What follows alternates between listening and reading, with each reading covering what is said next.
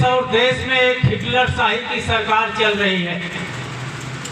वो चाहे पत्रकारों के ऊपर हमले की बात हो, चाहे किसानों के ऊपर हमले की बात हो, चाहे गरीबों के ऊपर हमले की बात हो, चाहे महिलाओं के ऊपर अत्याचार की बात हो, हालत ये कर दी है कि चुनाव के वक्त इस देश के तली पार अमित शाह जी कहा करते थे कि इस देश में उत्तर प्रदेश को बाबा ने इतना सुरक्षित बना दिया है कि उत्तर प्रदेश में माताएं बहनें 12 बजे रात को भी गहने पहनकर निकल सकती हैं।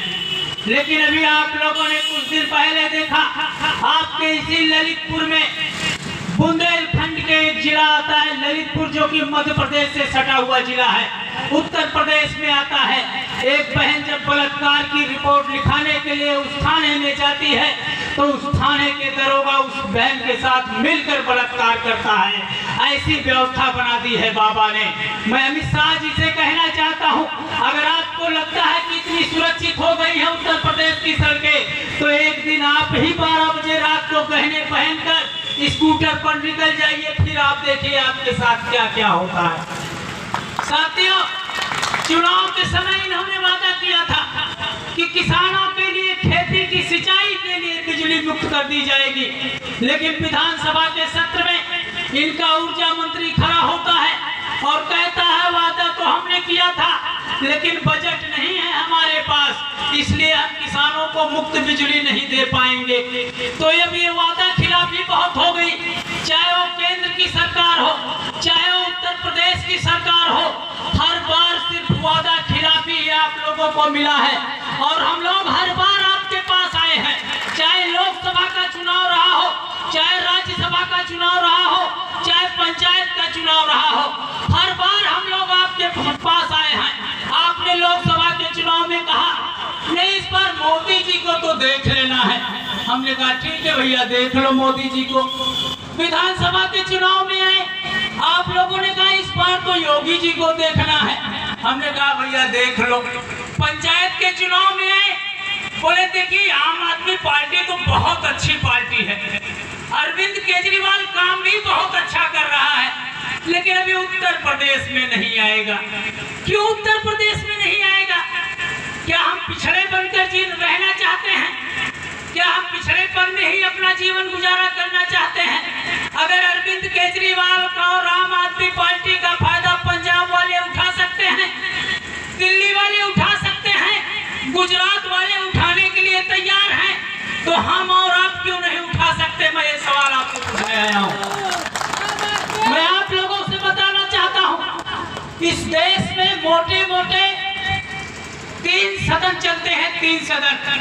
एक लोकसभा का सदन चलता है जो केंद्र सरकार के अंडर में चलती है, एक विधानसभा का सदन चलता है जिसमें एमएलसी और विधायक होते हैं, और तीसरा सदन चलता है मेयर का, नगर पालिका का सदन चलता है। मतलब एक सदन प्रधानमंत्री बनाता है, दूसरा सदन मुख्यमंत्री बनाता है, और तीसरा सदन मेयर बनाता है, नगर पंचायत अध्यक्ष बनाता है और नगर पालिका अध्यक्ष बनाता है। और मैं आप लोगों को बताना चाहता हूं, जैसे राज्य सरकार अपने स्कूल और अपने अस्पताल खोल सकती है, जैसे केंद्र सरकार अपने स्कूल अपने अस्पताल खोल सकती है, ऐसे ही आपका मेयर, आपका नगर पालिका अध्यक्ष, आपका नगर निगम अध्यक्ष भी अपने स्कूल और अपने अस्पताल खोल सकता है। अब मैं आप लोगों से पूछना चाहता हूँ, हैसर बाजार वाले आप मुझे बताइए, आजादी के बाद से आज तक नगर पंचायत का जो भी अध्यक्ष हुआ है उसने इस नगर पंचायत को कितने स्कूल और अस्पताल दिए हैं? अभी ये नया नगर पंचायत है, तो मैं कहता हूं अगर आप विधानसभा में हमको नहीं आजमाए, दिल्ली वालों ने तो मजा ले रहे हैं, पंजाब वाले भी फ्री बिजली का मजा ले रहे हैं, आप भी एक बार नगर पंचायत के चुनाव में देख लिया है ना, पहले इस्तेमाल करो फिर विश्वास करो। नगर पंचायत में एक बार इस्तेमाल कर लीजिए, काम नहीं होगा तो विधानसभा कि नहीं, आपको तो एक बार देखा था, अब आपसे नहीं होगा। साथियों, दिल्ली में हमारी सरकार बनी, पहली बार 2012 में हम चुनाव लड़ने जा रहे थे, मात्र 28 दिन की पुरानी पार्टी थी और उस समय हमारा मुकाबला था 15 साल की पुरानी मुख्यमंत्री बना था। और जब मीडिया वालों ने शीला दीक्षित जी से पूछा कि आपके क्षेत्र में एक आम आदमी पार्टी का राष्ट्रीय अध्यक्ष अरविंद केजरीवाल चुनाव लड़ने के लिए आया है, आप क्या कहना चाहेंगे? शीला दीक्षित जी ने कहा, हु दिस केजरीवाल? ये केजरीवाल कौन है? होगा कोई नाली का कीड़ा। आपको यकीन नहीं होगा, 14 दिन बाद जब दिल्ली का रिजल्ट आया तो पता चला वही नाली का कीड़ा चाची की कुर्सी खा गया। 37,000 वोटों से 15 साल की मुख्यमंत्री को हराने का काम किया था।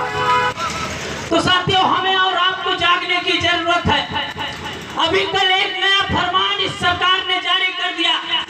37 लाख बच्चों का पेट का पेपर दिलाया। 37 लाख बच्चों का। बोले आप जब तक पेट का पेपर क्वालिफाई नहीं करेंगे तब तक आप लेखपाल बन ही नहीं सकते, तब तक आप काना गो नहीं बन सकते। लेकिन आप अंगूठा टेक होंगे तो आप विधायक बन सकते हैं। अगर आप अंगूठा टेक होंगे तो आप सांसद बन सकते हैं। आप अंगूठा टेक होंगे तो आप एमएलसी बन सकते हैं।